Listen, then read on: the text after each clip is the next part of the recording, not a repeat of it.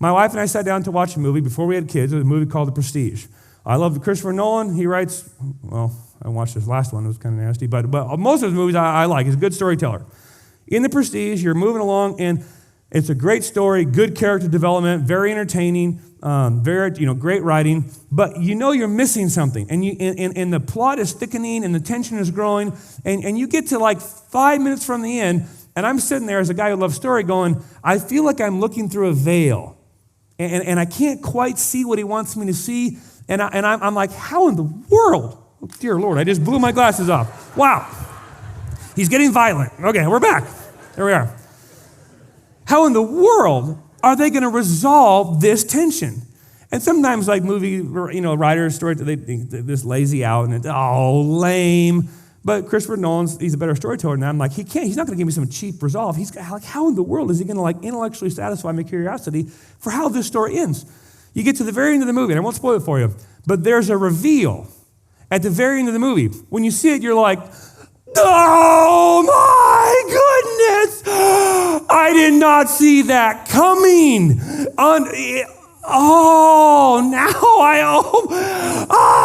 like sharing out on the couch, like, oh my goodness, that's crazy. And you realize that though you'd watched the movie, you hadn't really understood the movie. And though you'd seen it, you hadn't understood it. Though you'd heard it, you had not yet truly comprehended it, because there was one reveal about a character in the story that you did not have, that once you had, changed everything about how you saw the movie. So you know what my wife and I did? We're like, stop, click. And we rewound the VHS tape to go back, and we watched that dumb movie a second time right there on the spot. Because we were like, now that we know this, everything else changes about the movie we thought we just watched.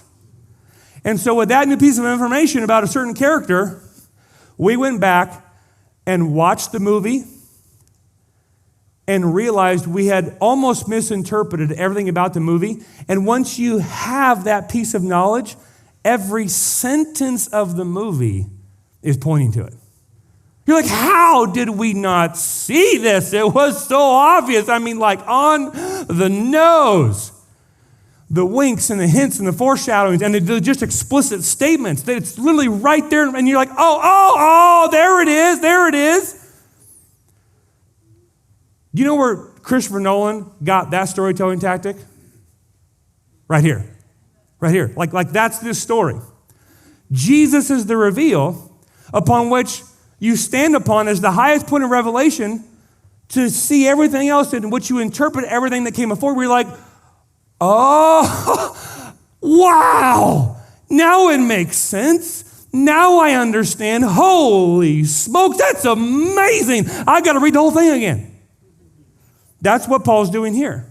So that when you read the Old Testament again in light of the highest point of Revelation's climax, which is Jesus Christ himself, you realize that Jesus is actually the true and better Adam, who passed his test in the garden and whose obedience is imputed to us now by grace through faith that we might be saved. Oh, where Adam and Eve failed, Jesus passed.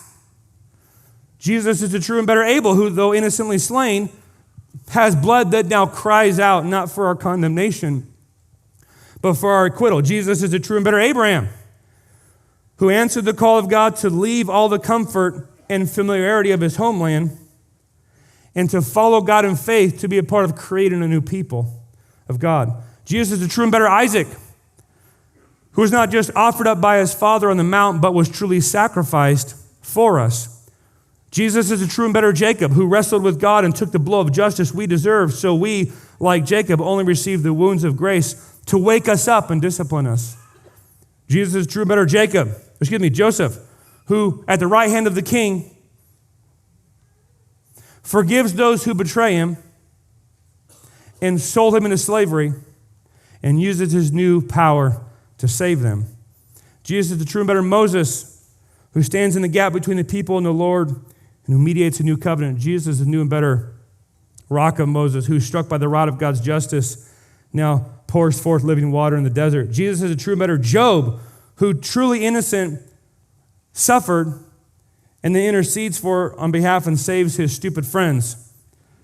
Jesus is the true and better David, whose victory becomes his people's victory, though they didn't lift a finger or sling a single stone to accomplish the victory that was attributed to them.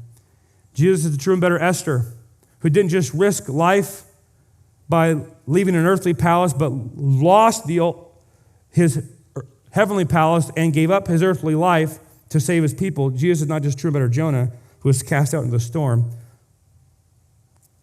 He is the one who absorbed the storm that he might rescue us from it. And on, I mean, we could go on for oh, it's all about Jesus. And until you understand that, none of the rest of the Bible will make sense. Hey everybody, Pastor Josh here. If you enjoyed that clip, you can check out the full sermon right here.